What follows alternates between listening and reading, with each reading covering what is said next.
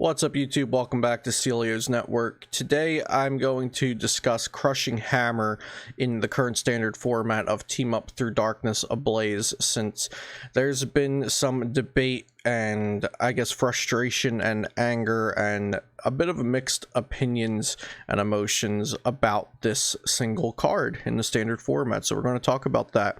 First, shout out to PotownStore.com, the best place for you to get PTCGO codes, and make sure you use code Celio for 5% off over there. Thank you very much for the support that you've been showing using my coupon code over on Potown Store.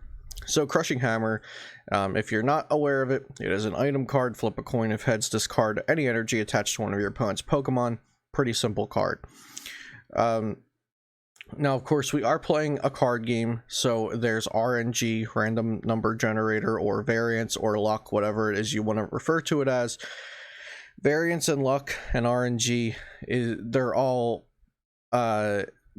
parts of playing a card game. They are all usually variance will come into play, whether it's your opening hand or top decking something or flipping a coin. So there are cards both in the standard format and in the past that have just been a coin flip, and there's a 50-50 chance that they can do something very detrimental to the game. Something like Gengar from Stormfront's Feigning Spell back in the day, where if it was heads, your opponent's Pokemon was knocked out, and then Pokemon Catcher after the errata, flip a coin. If heads, gust something up. And now Crushing Hammer, which is also a card that's been around for a long time. Flip a coin. If heads, discard any energy attached to one of your opponent's Pokemon. So this card has been around for quite a while. Why is it such an issue right now? So let's take a step away from Crushing Hammer and talk about what's going on in the current standard format. It looks like the top two decks are Eternatus and ADPZ, ADP Zacian.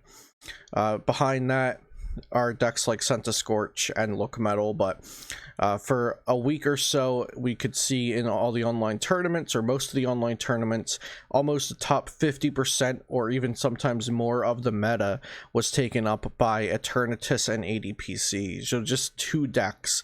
So if there was a card that could influence the matchup against these two decks, that's adding a card in for 50% of the meta, and that sounds really, really good. So Eternatus is very, very vulnerable to energy denial, and I think that's good. Like, if the deck had answers to energy denial, then why not just play Eternatus always? But yeah, Eternatus is very vulnerable to energy denial because the optimal way to build the deck has kind of been agreed on, that you just manually attach an energy each turn. You play only basic energies. You basically, the game is, let's attach an energy each turn and then we'll win because our damage output is ridiculous. That's kind of the optimal way to play Eternatus. No turbo patches, no energy switch, no Weavile to move energy, no Rose, no kind of energy recovery or anything like that. That's kind of been the agreement across the community. That's how Eternatus should be played. So when you have a deck as straightforward as that, but is still very, very good, you need counters. You need to be able to counter a deck like that. And it's very, very vulnerable to energy removal, like I said. So at the beginning of the format, there was just kind of Inteleon and Luke Metal, and those decks had very good matchups to Eternatus because they were able to remove some energy and then take over the game from there. Now, in recent weeks, more and more decks have been adding 4 Crushing Hammers. You've even seen Eternatus with hammers, ADPZ with hammers, Luke Metal with hammers, Inteleon with hammers, Torkoal V, which is an energy removal deck or a disruption deck in itself, adding in 4 Crushing Hammers. I believe there's been Mewtwo decks with hammers, Pikarom decks with hammers, Decigoon decks with hammers. Everything under the sun has tried hammers and seen like at least a top 16 or top 32 at some point in these online tournaments in recent weeks. And that's because the top two decks, Eternatus and ADPZ, are both vulnerable to hammers. Now, Eternatus is very, very vulnerable. If on turn they attach energy and then it gets hammered, they're a complete turn behind. ADPZ is more so vulnerable just because it only plays 2 water energy at the in most cases, and if you can remove that water energy at the right time, that could be very strong.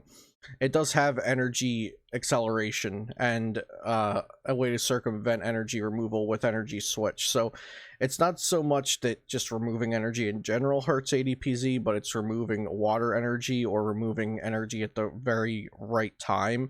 Whereas versus Eternatus, energy denial is just an insane mechanic versus the deck, since it's built in such a linear way and in a way that makes it so vulnerable to energy denial. So players are upset with Crushing Hammer because it turns the tide of the game so much. It's popping up in decks where, quote, it shouldn't.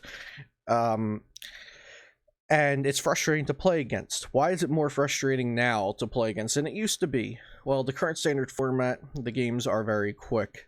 Playing against pretty much anything except Luke Metal, the games are very quick. Mewtwo, Eternatus, ADP, Zacian, Centiskorch.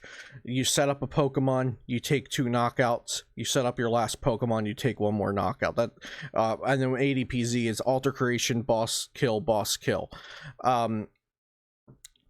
A lot of these decks have like kind of a formula where they just win by like turn 4 in ADPZ's case. Some decks win by turn 5.